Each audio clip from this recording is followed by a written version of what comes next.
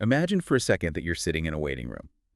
It's, that classic clinical setting with the fluorescent lights humming overhead, maybe some faded magazines on a low table, and that subtle, distinct smell of hand sanitizer. Yeah, we all know that room. Right. But now imagine you're a teenager and you are sitting there because your mind feels like it is completely spiraling out of control. And to make matters worse, you've probably already waited months just to get this one seat. Which is an agonizing amount of time for a kid. Exactly. And here is a startling reality for you, pulled directly from recent updates by the Danish Health Data Authority. Over the last 10 years, the number of children and adolescents diagnosed with psychiatric conditions in Denmark has spiked by 39%. It's just a staggering trajectory, really. I mean, to put that 39% into an everyday perspective, the data shows that 15% of all children in Denmark will now receive a psychiatric diagnosis before they turn 18. Wow, 15%? Yeah, that is roughly 3 to 4 kids in every single school classroom. So you look at those numbers, right, and you look at that clinical waiting room, and the math simply does not work. Yeah. The system is just overflowing. It really is. Which brings us to our mission for today's deep dive.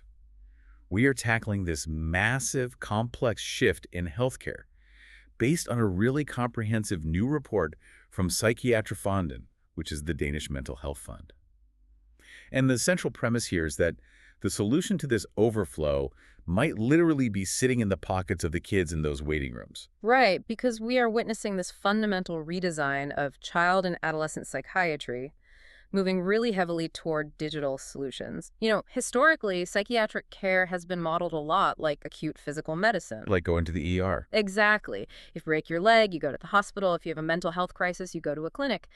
But mental health development just doesn't function like a sudden broken bone. Which brings us to the core concept that Psykiatrifonden advocates for to replace this old model. It's called the graduated approach, or graduate tilgang in Danish. And this idea is basically built on the principle of least intervention. Meaning you provide care that matches the exact severity of the child's needs at the specific time those needs arise. Because in the current bottleneck system, wait lists are so incredibly long that a young person often only gets to the front of the line when their problems have gone from like a manageable struggle to a severe clinical crisis. Which is the worst time to finally start treatment. Right. So the graduated approach intervenes much earlier. If a child has mild anxiety, you don't drop them into intensive psychiatric care, but you also don't just send them home to wait until they deteriorate. You provide a tailored intervention that fits the moment. I was actually thinking about this mechanism while reading the report. The current waiting room model feels like an elevator in a hospital that only has 2 buttons. You have the ground floor, where you get 0 help, and you have the ICU. It just shoots straight to the top. That's a really good way to picture it. Yeah, and if you're struggling, but you don't need the intensive care unit, you're just stuck wandering the lobby. Well, the graduated approach basically replaces that elevator with a staircase. A child can step up to a higher level of care if their symptoms worsen, but importantly, they can step down as they build resilience. And digital tools serve as the building blocks for those lower, highly accessible stairs. They provide that immediate support. Exactly. Flexible support that catches a young person early, which then protects the specialized, upper-tier psychiatric system from becoming totally overwhelmed. I know digital telehealth is effective generally, but looking at the specific tools Psykiatrifonden reviewed, the data is just wild to me. The most heavily researched tool in their digital arsenal is ICAT, which is internet-based cognitive behavioral therapy. Right. ICAT is huge right now. Yeah, and the report did a systematic review of 87 different studies on this. And the fact that digital CBT goes toe-to-toe with face-to-face therapy across 87 independent studies is what really surprised me. I mean, that level of consistency is super rare. What actually makes the IK protocol so resilient? It basically comes down to active versus passive engagement. I mean, early digital health attempts were often just, digitized pamphlets, like reading a PDF about why you shouldn't be sad. Well, which helps no one. Exactly. But iCate is a structured, interactive engine. It forces the user to actively practice cognitive restructuring. It teaches a young person how to identify a negative thought pattern, systematically challenge its validity, and then implement a new coping strategy. Wait, so that's like when my brain automatically tells me, everyone at school hates my shirt today, I'm a total outcast. Instead of just sitting with that anxiety, the software prompts me to actually put that thought on trial. That is the exact mechanism. Hmm. Yeah. So a 14-year-old might log into the platform after a rough day. The iKate system prompts them to write down the automatic negative thought, like, everyone hates my shirt. Then it walks them through an exercise. Like asking for proof. Right. It asks, what is the concrete evidence for this thought? Did anyone actually say something? What is the evidence against it? Did your friend sit with you at lunch? It just forces the brain to slow down and process reality rather than spiraling into catastrophic thinking. And because it's on their phone or laptop, they could do that exercise at 4 p.m. in their bedroom when the anxiety actually hits, rather than trying to remember how they felt 3 weeks later during a Tuesday morning appointment with their therapist. The proximity to the emotion is totally key, and the report highlights interventions that go even further than just text-based modules, specifically virtual reality. VR is being heavily leveraged for exposure therapy right now. The mechanics of how they use VR are fascinating. I mean, if you have a teenager with severe social anxiety, putting them in a crowded cafeteria in real life might trigger a full-blown panic attack. Yeah. The variables are entirely out of your control. Someone might drop a tray, someone might bump into them. It's too much too fast. Exactly. But in VR, you place them in a virtual cafeteria where the clinician controls every single variable. The therapist can adjust the ambient volume of the crowd. They can control exactly how many digital avatars turn to look at the patient. That is so precise. It is. They can simulate a conversation at a highly specific pace. It creates this completely safe, dialed-in environment to practice those cognitive restructuring skills you just mentioned. And the sources also dive into serious games, which is essentially therapeutic gamification. Right. Because if you hand a depressed teenager a clinical workbook, the chances of them completing it are incredibly low. Almost zero, honestly. Right. But if you weave those same therapeutic exercises into a narrative game, you completely change the user experience. You are basically hijacking the brain's own reward systems. Serious games utilize points, leveling up, and immersive storytelling to drive engagement. So instead of doom scrolling on social media, the youth is navigating a digital landscape where the only way to advance the plot is to complete an emotional regulation exercise. That's brilliant. Yeah, it brings in youths who would otherwise completely reject the clinical aesthetic of traditional online modules. Think about the reduction in stigma here, too. Like, put yourself in the shoes of a middle schooler. Imagine how much less intimidating it is to put on a VR headset or play a therapeutic game in the privacy of your own bedroom than it is to walk through the front doors of a psychiatric clinic where your classmates might drive by and see you. Oh, absolutely. It fundamentally shifts their internal narrative from, I am sick and broken, to, I am actively building a skill set in my own domain. It empowers the patient by giving them agency. However, I will say, introducing apps and games into public healthcare always triggers a very specific, and I'd say valid, tension. I am really glad you brought that up, because we need to address the elephant in the room here. When people hear apps and gamification in the context of the public sector, the immediate fear is that this is just a cynical way to save money. Yeah, the cheap app narrative. Exactly. There is a real concern that the system is just going to dump struggling kids onto an iPad, remove the human therapist to cut costs, and call it a day. It is a critical concern, but the research firmly debunks that. The Psychiatrifonden report cites a vital insight from the creators of the MOST program in Australia, which is a gold standard digital platform we'll look at shortly. Their core finding, after years of clinical trials, is this. What we have learned over time is that human support is crucial. Human support is the engine. It's not just a nice-to-have accessory. Digital tools are designed to augment the therapeutic toolbox, not replace the human holding the tools. And to clarify how this actually works in practice, the report categorizes digital support into 4 distinct tiers. The first tier is self-guided. This is a youth working entirely on their own with digital materials, like downloading a mindfulness app. It is highly scalable for early prevention, but it honestly suffers from massive dropout rates. Oh, it's the classic New Year's resolution problem. You download a meditation app, you use it for 3 days, and then you just ignore the push notifications until you finally delete it. Right, the accountability just isn't there. That's why the second tier, which is supported online treatment, shows dramatically different results.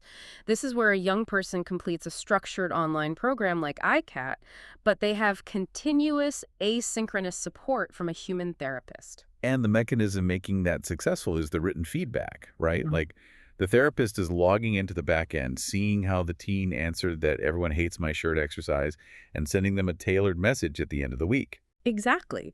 The human connection creates a therapeutic alliance.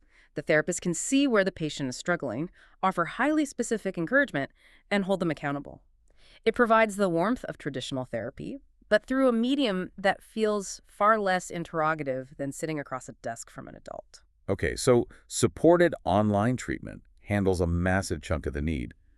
But what if a kid's symptoms are really escalating and they actually need to be in the same room as a clinician? Does the digital aspect just get turned off? Not at all. That leads to the third tier, blended treatment. This is a hybrid approach where face-to-face sessions are interspersed with digital modules. A good way to visualize blended treatment is to think of a personal trainer at a gym, I think. You might only meet with the trainer in person once a week to check your form and design your workout. But the rest of the week, you are using the gym equipment on your own, tracking your progress in an app that the trainer monitors. That's a great analogy. The therapist is the trainer, and the digital platform is the equipment you use between sessions to build the muscle. And then the final tier is technology-supported face-to-face care. This is when the technology is brought directly into the physical room. The clinician and the patient are sitting together, and the therapist guides the teen through a VR exposure simulation right there in the clinic. The through line across all four of these tiers is that the human clinician remains the architect of the care plan. So if the personal trainer model works so well, and the evidence supports it, the obvious question is, why isn't Denmark doing this everywhere? Because they are arguably one of the most digitized societies on the planet. That is the great paradox highlighted in the sources. Denmark has world-class IT infrastructure, yet the digital psychiatry landscape for children and youth is deeply, deeply fragmented. Yeah, the report shows that the current landscape is mostly held together by isolated NGO chat services. And I mean, they do incredible work, but it's crisis support. It isn't integrated structural clinical therapy. In terms of actual public digital treatment programs, there are currently only 2 in operation for youths in the entire country. Right. There is Cool Minds, which targets anxiety but is only accessible in 2 of Denmark's 5 regions. And then there is MAVEMOD, which is a highly specialized program for functional stomach disorders. Which is when severe psychological stress manifests as chronic physical pain, right? Exactly, a really disabling somatic condition. Yeah. And that program is only available in 1 region. It's basically a postcode lottery. If you live in the wrong municipality, you just don't get access. And the consensus in the report is that these local, passionate pilot projects aren't enough. The country desperately needs a unified national strategy. And a major reason they don't have one yet comes down to a highly specific, infuriatingly bureaucratic roadblock, MitID. Yes, Denmark's National Digital Identification System. To access any secure health data, public platform, or official treatment program in Denmark, you must log in using MitID. Which, on the surface, a secure login sounds like a minor IT glitch. But when you look at the mechanics of Danish data law, it creates a massive, real-world barrier. The MitID architecture was built for adult banking and paying taxes. It was not built with vulnerable children in mind. As a result, children under 15 often cannot secure their own MitID access. And the friction works in both directions, too. Parents of teenagers over the age of 15 struggle to get the digital proxy access required to legally support their children's online therapy. Because at 15, Danish health data privacy laws kick in strictly to protect the teen's autonomy. So the parents are legally locked out of the health portals to protect the teen's privacy, but the teen often doesn't have the MitID app set up to navigate the login themselves. It's a complete catch-22. It really is a mess. We have this incredible evidence-based technology like iCat and gamification. We have thousands of teenagers who desperately need it. And they are literally locked out of the digital clinic because the doorway was designed by banking regulators instead of pediatricians. It is a textbook example of what happens when infrastructure is retrofitted rather than designed inclusively from day one. If you don't build digital health architecture with children as primary stakeholders, you end up with lockouts. Now, the Danish Health Data Authority does note there is movement on this front. A national initiative called the Fællesoffentlige Behandlingsplatform, or the Joint Public Treatment Platform, is scheduled to launch in 2027.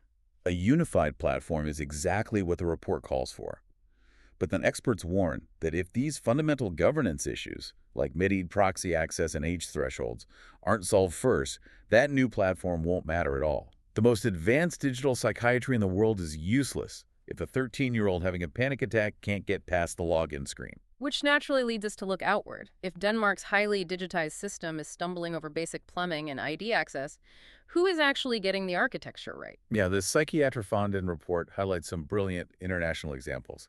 The system they built in Finland, specifically mentalhub.ifi, is an absolute masterclass in integration. Finland has achieved a true national digital platform. They use a system called the Finnish Therapy Navigator, which basically functions as a digital front door for the entire country. So how does that work when someone needs help? Well, when a young person or their parent realizes they need help, they go online and fill out a comprehensive, clinically validated questionnaire. The system instantly acts as a triage engine, routing them directly to the appropriate level of care. So it automatically places them on the correct step of the staircase we talked about earlier. Yeah. If it's mild stress, it might route them to Chilla, which is an iCate app specifically designed by the Finnish system to help youths regulate stress and anxiety. Hmm? But, the part of the Finnish model that blew my mind isn't the software. It's how they deploy their human workforce. Yes. They have a cohort of roughly 300 public therapists supporting this digital infrastructure. But crucially, these therapists do not work in the digital space full-time. They dedicate exactly 20% of their working hours strictly to digital treatments, like monitoring iCate modules and writing feedback. Wait, why is capping it at exactly 20% so vital to the system's success? Two main reasons. First, it prevents clinical burnout. Sitting at a computer reading anxious thoughts for 40 hours a week is incredibly draining.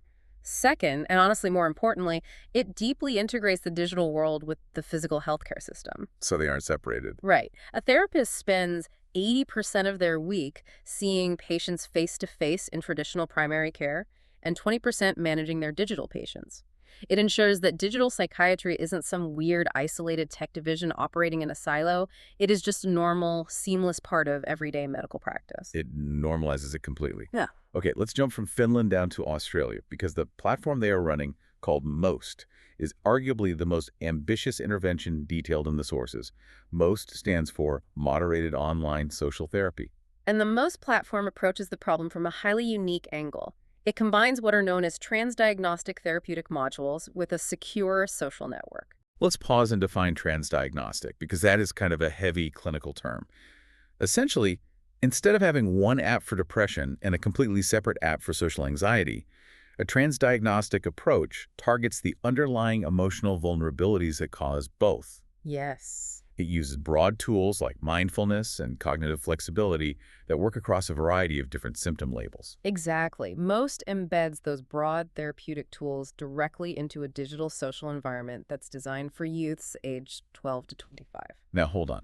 A social network for teenagers who are actively struggling with severe mental health issues sounds absolutely terrifying at first glance, given everything we know about how toxic traditional social media algorithms can be. It sounds like a recipe for disaster until you look at how the moderation is architected. MOST is a closed, clinically controlled loop.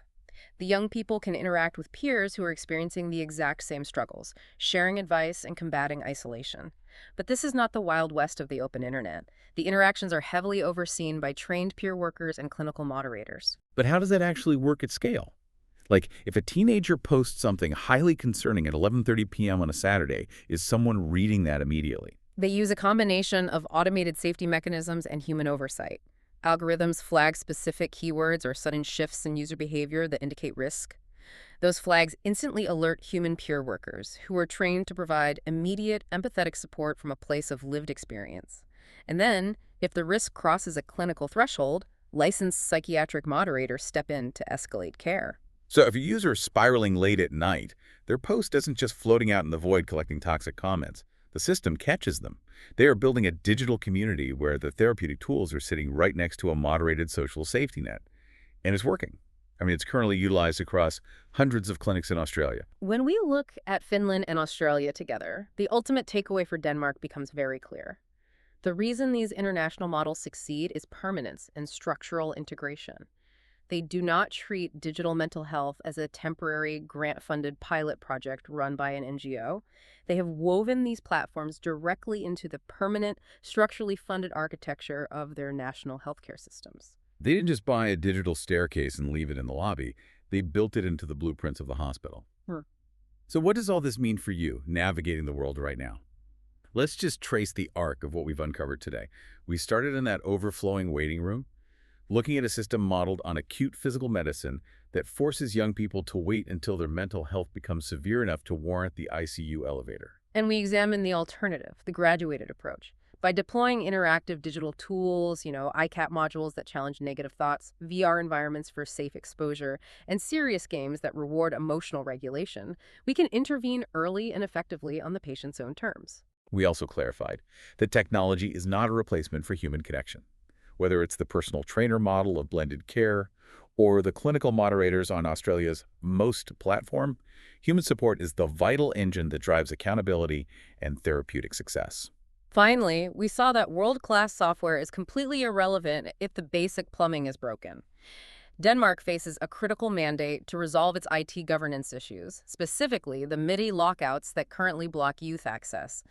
The goal is to move from fragmented local initiatives to a cohesive national digital front door, much like Finland has achieved. This shift away from the waiting room isn't just a niche concern for healthcare policymakers or software developers. It matters to anyone who is invested in building a more resilient society. The data from the health authority is clear. This is impacting a massive percentage of the next generation. Intervening early in spaces where teenagers actually spend their time fundamentally changes the trajectory of a human life. It really does. Before we sign off, I want to leave you with a thought that stretches slightly beyond today's sources. Right now, as innovative as iKit and VR are, we are still largely designing digital tools to replicate traditional therapy. We put a CBT exercise onto a screen, or we simulate a crowded room in a headset. We are digitizing the clinic.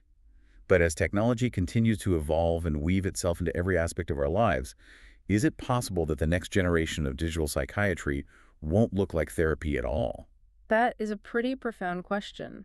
It suggests a move from treating sickness after the fact to architecting wellness from the ground up. Could our future digital environments, the complex multiplayer games our kids play, the social algorithms they interact with daily, be inherently designed to passively heal?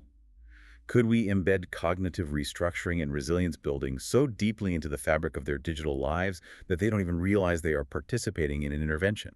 It's definitely something to think about. The next time you picture that clinical waiting room with its fluorescent lights and old magazines, ask yourself, what if the waiting room of the future isn't a room at all?